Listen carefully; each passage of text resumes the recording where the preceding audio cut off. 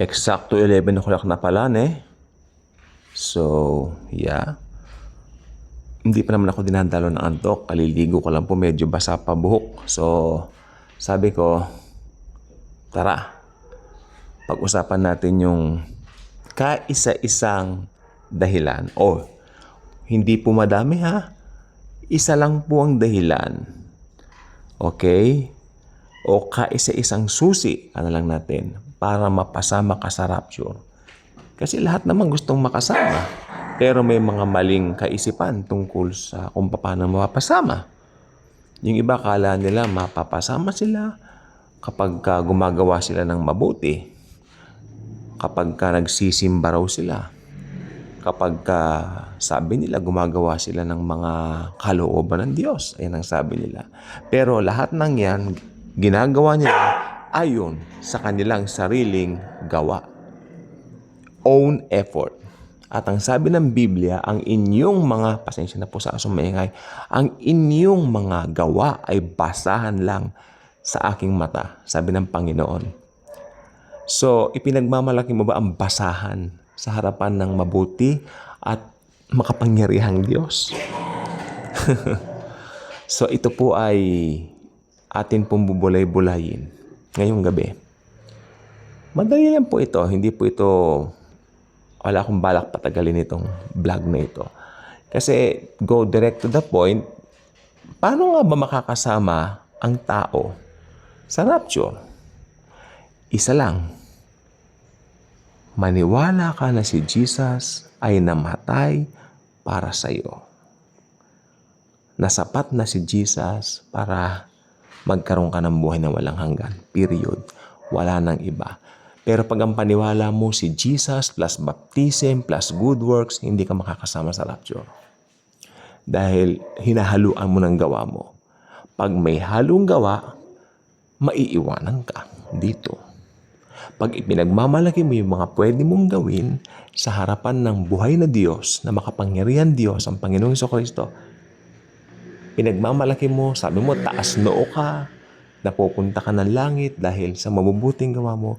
Pag yan ang mindset at ipinagmamalaki mo, maiiwan ka dito at mamimit mo ang Antichrist. Tahasan ko itong sinasabi. Okay? So, the only passport, ano lang natin, or the only, ano bang tawag dito? Susi na lang ba? Okay, the only key in order for someone to be included sa rapture ay faith in Jesus alone. Faith lang. Believing in Jesus alone. Dun sa ginawa niya. Anong paniniwalaan mo kay Jesus? Na namatay siya para sa'yo.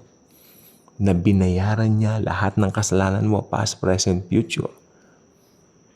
At naniniwala ka na siya lang ang tanging kaligtasan. He is the only way, the truth, and the life.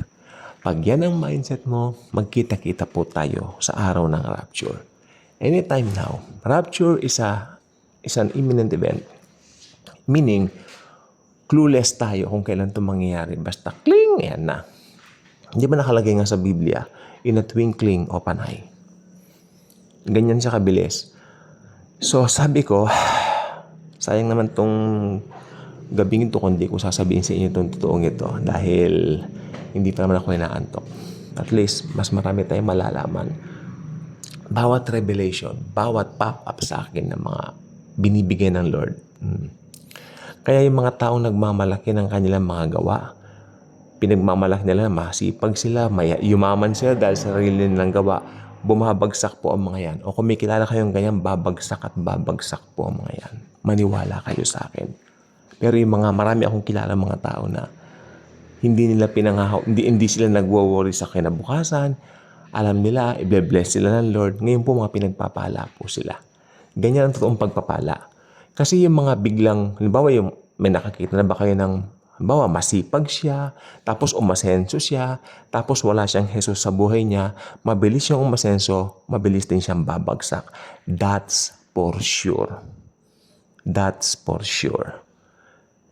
Anything na ginagawa ng tao outside Jesus, na hindi kasama si Jesus, babagsak at babagsak. Ganon din po lalo higit pa sa pananampalataya. Lalo na may kinalaman sa salvation. Kung hindi mo tatanggapin na sapat na ang ginawa ng Panginoong Hesus para ikaw ay maligtas, tiyak maiiwan ka sa rapture. Dahil nang hahawak ka sa sarili mong kakayanan, nang hahawak ka, you said meron kang relihiyon. You are telling all the preachers na pumupunta sa'yo, may relihiyon ako, tsaka na lang yan. O ayaw ko yan, my God. Huwag mo sasabing ayaw mo ang gospel. Dahil ang gospel lang ang tanging way para malaman mo kung paano ka makakasama sa rapture. Again, makakasama ka sa rapture by believing only sa ginawa ni Jesus sa cross para sa iyo. Okay? If you say yes to Jesus, na sapat na yung ginawa niya, na wala kang part, no? Na biyaya lang naligtas ka, makakasama ka sa rapture. Congratulations. Ngayon, kung meron kang mindset na kasi banal ako kasi may kabanalan ako depende yan. Anong klaseng kabanalan ba yung kabanalan mo? Yung kabanalan mo ba ginagawa mo? Na ikaw ang gumagawa ng kabanalan mo? Well, maiiwan ka pa rin. Pero pag naniniwala ka na yung kabanalan mo ay ibinihis lamang sa'yo, imputed sa'yo yan. Yung righteousness na meron tayo kasi mga Kristyano, imputed righteousness yan. Yan ay righteousness ni Jesus Christ. Inimpute lang sa atin. Kaya nga wala tayong pagmamalaki Lahat binigay lang po sa atin. If you are a true Christian, you are only a pure receiver of God's grace. Yun ang totoo doon. Diba? Kaya ang sarap pong tumanggap sa Lord.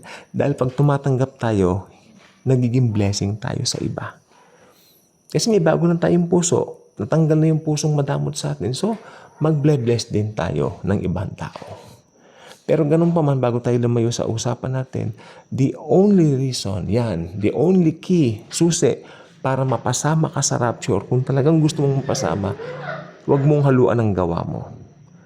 Maniwala ka lang na si Jesus, ang tanging tagapagligtas mo para makapunta ka sa langit, na sapat na yung ginawa niya sa cross, makakasama ka sa rapture. Subscribe, like, share. Bye-bye.